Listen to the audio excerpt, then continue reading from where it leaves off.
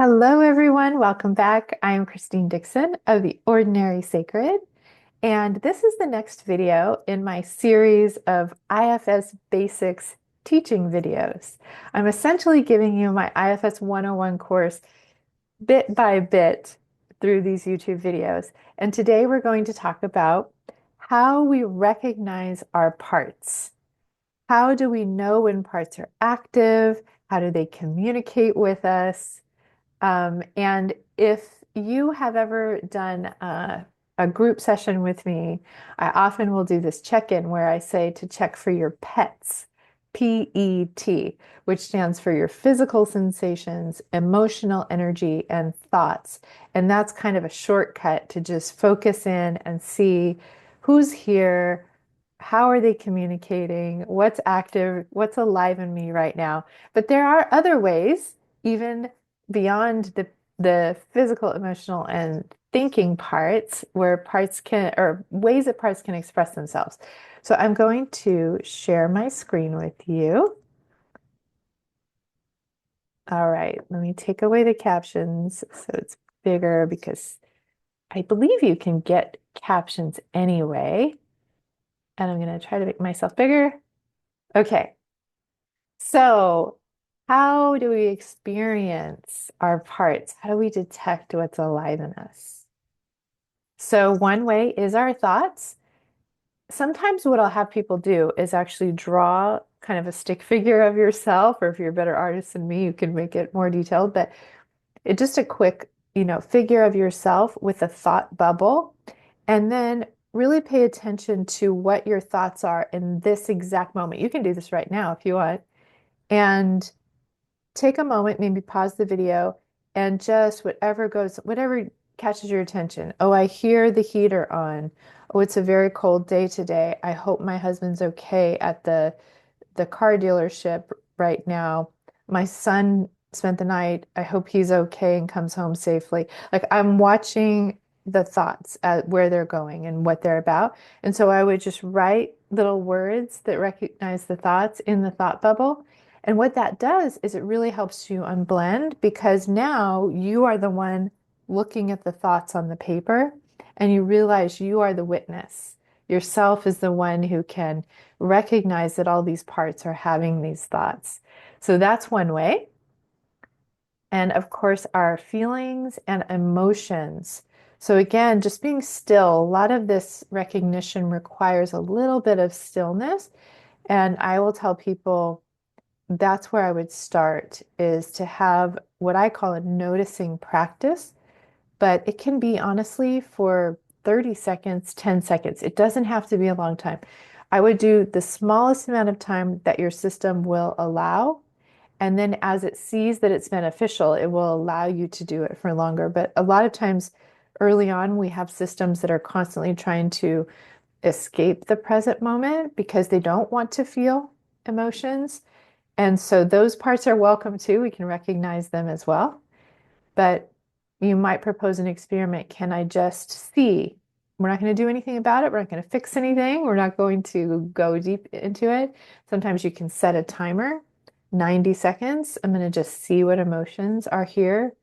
And emotions are, a lot of people say energy and motion, but it really is physical.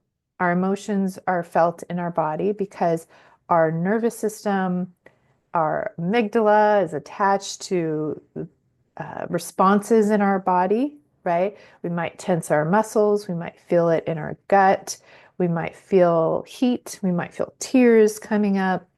And so you might even just be looking for those kinds of physical sensations, or you might just be able to name, I feel angry, I feel sad, heavy, I feel numb, I'm feeling jealous, or I'm feeling a lot of pride, or I'm feeling a lot of shame, or I'm feeling afraid, right?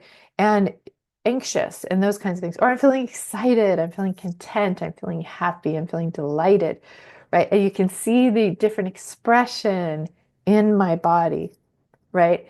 And so sometimes you can even do it in the mirror and look at your posture. That might be another one And again, these are not separate. I want to really emphasize that. It's not like there's a part in your emotion and a part in your thoughts and a part in your body. The parts are manifesting in these ways, but the part can be all of it at once, right? There might be a part who is angry and is thinking, how dare they do that? I can't believe they did that to me. I'm going to get them, right? So it's having these thoughts and it's an emotion of anger and you're feeling it in your fists and your clenched jaw in your body, right? And your posture. So these are just things to focus on, tells. And as you notice them, you can begin to put them together. Oh, the clenching that I'm feeling and this angry thoughts are connected, right? Or I'm feeling these butterflies in my stomach and my breath, I'm holding my breath, and this is an anxious part, right? And it's thinking, oh my gosh, I hope my child returns home safely, you know. So you can begin to put them together. That this is, ways to tell. So again, sensations, physical sensations. And this can be anything from tightness. It can be very extreme where you notice you're clenching your jaw. Sometimes you don't even notice that. Um, or a headache that's pounding, or it could be really subtle, like there's a little bit of rumbling in my tummy, or there's a little bit of tension in my shoulders. I'm not quite relaxed. And again, there's nothing to do here. You're just noticing it. Ah, that's interesting. Huh. I'm holding tension in my shoulders, or I'm clenching my buttocks. Oh, that's interesting. I wonder why. I wonder what's going on there. Okay, another way that parts will show us themselves or what they want us to know about them is through images.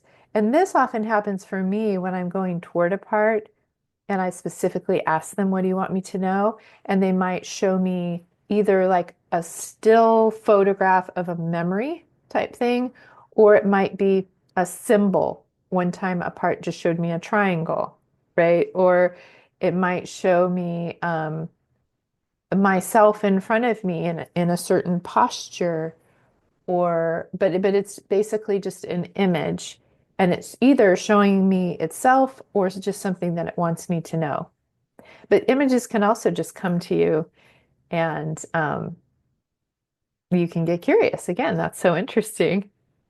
And words are similar to thoughts, but sometimes you'll just have a certain word that just keeps going through your mind. So if you notice a pattern, right, there's a word, maybe the word is, or a phrase of like, I'm so afraid, I'm so afraid. Um, so, oh, no, fear is not good. Um, it is good. It keeps us alive, actually. But there might be, for example, I have an inner critic that cusses me out and uses some very choice cuss words. It's things that my first husband, who was very abusive, would say. So I learned later that it was holding some energy from him. But they, you know, this part would say, you're an effing piece of right? And I would hear that refrain and I would go, ah, I know you. This is a tell that this part is upset and activated right now, particularly pointing those words at myself or other parts. There can be sounds. This is a really interesting one. Okay, there's a couple different things that can happen here. There can be like grunts. I have a part that kind of when it's really tired, it'll be kind of uh, like it'll kind of moan and groan a little bit. Um, there's another interesting thing that I've noticed is that I have certain parts that sing or hum certain songs. So I have this religiously burdened part that would sing this song from my childhood. It's called Onward Christian Soldiers Marching as to War. And I used to hate it. I'm like, why is this song in my head? I hate this song. But then I started turning curiously toward it and asked the part, why do you bring this song up? It was so fascinating. And it said it brings that song up whenever another part is making me do something like obligatory that I have to do. So it feels like I'm this soldier that's like having to go to war. And so it's fascinating now whenever that song pops in my head, I go, ooh, what am I doing right now that another part is kind of making me do against my will? So just really fascinating things like that. Another big one is a felt sense or an energy. And this is a little bit hard to explain, but I've worked with many clients, and I've also experienced this, but people who do not see their parts, right? Because there are some people who are extremely visual and see lots of detail about their parts. And then there are other people who do not see their parts at all.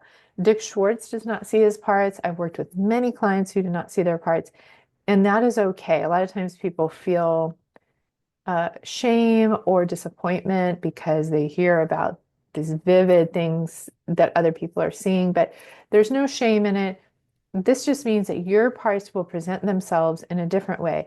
And so I remember working with someone who explained to me that she did not see her part, but she knew that it was male with brown hair, had a dog, like these very clear details. And I said, well, how do you know that if you don't see it? And she said, it's just a knowing. It's a type of energy or felt sense, but it's just a knowing. I had another client that would tell me about her parts in this vivid detail, right? Had this beautiful velvet cloak and was this majestic figure that I could see in my mind's eye. And I said, how do you know this? And she said, I just know it. I don't see it, but I know it. So that's one sense. And there can also be an energy. For example, sometimes I will feel, uh, um, let's say, a thinking part. I feel the energy around my head, or I might have anxious parts that I feel around my belly area. Sometimes my critics are coming from like up high down at me. So I'll be like, my critic is right about here, right? So it's kind of a locational energy.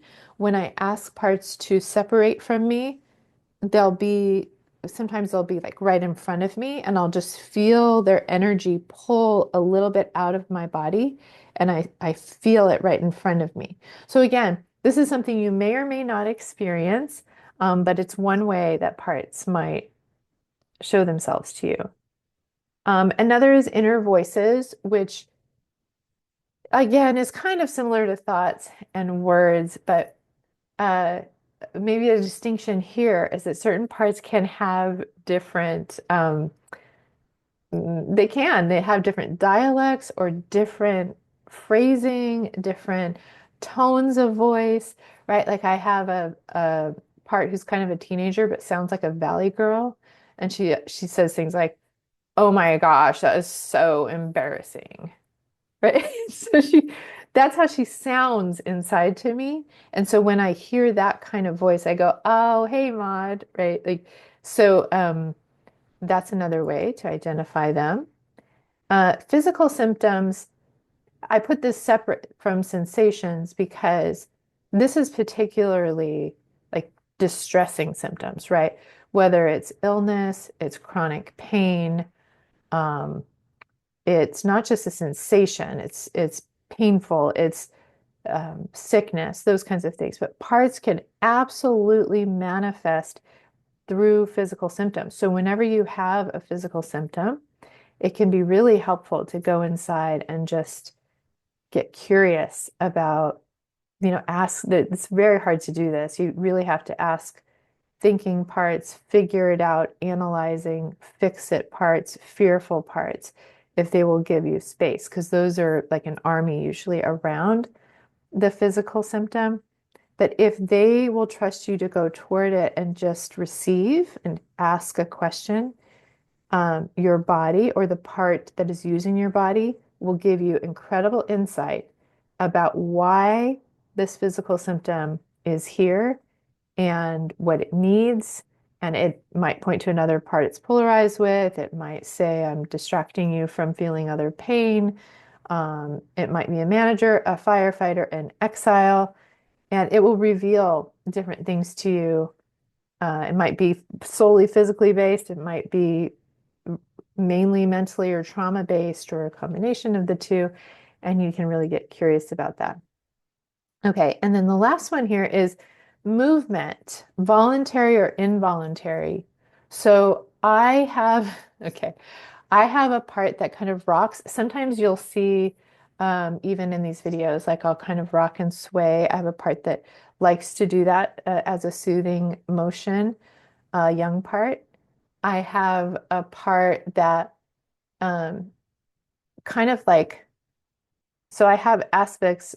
Okay, I don't want to get into all of this, but I feel like I have parts who are on the autism spectrum and parts who are not. It's a really interesting combination, but I have parts who have do certain things with my hands, and when they show up and they do this with my hands, it usually means that there's some kind of anxiety going on, and so I can turn toward them and say, "Hey, I see that you're here. You're anxious.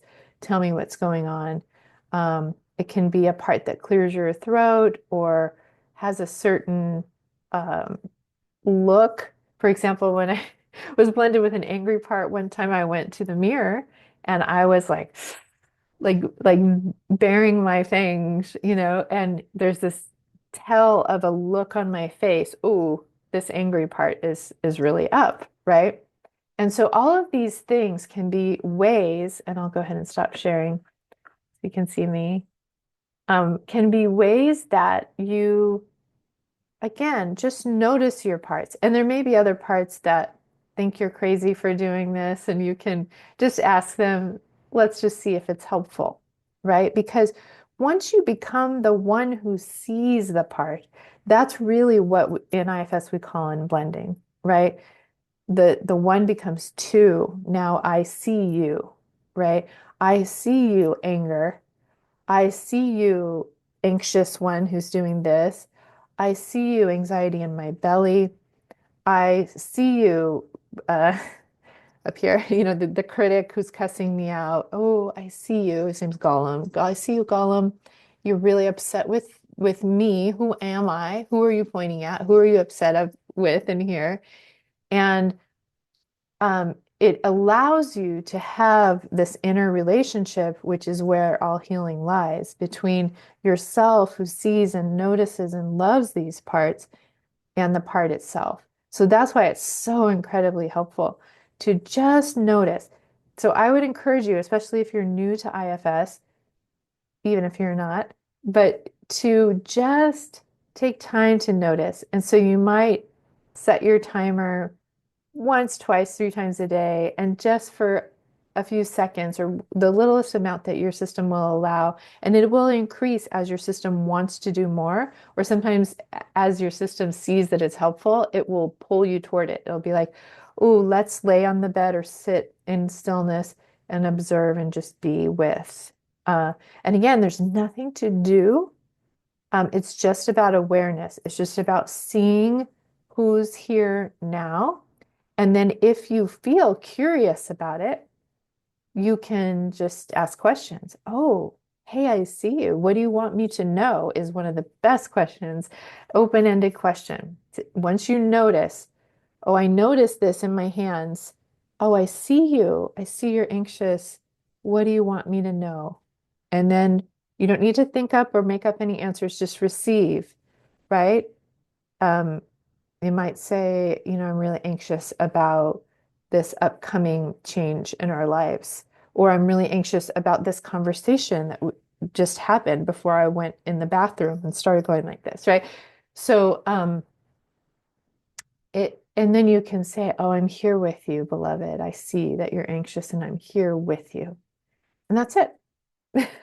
So, try that. Let me know how it goes. And let me know if there are other ways that your parts show up for you and ways that are just tells, right? That this particular part is active or present with you. I'd love to hear about that. in the comments below. Or if you have any questions, go ahead and leave those as well.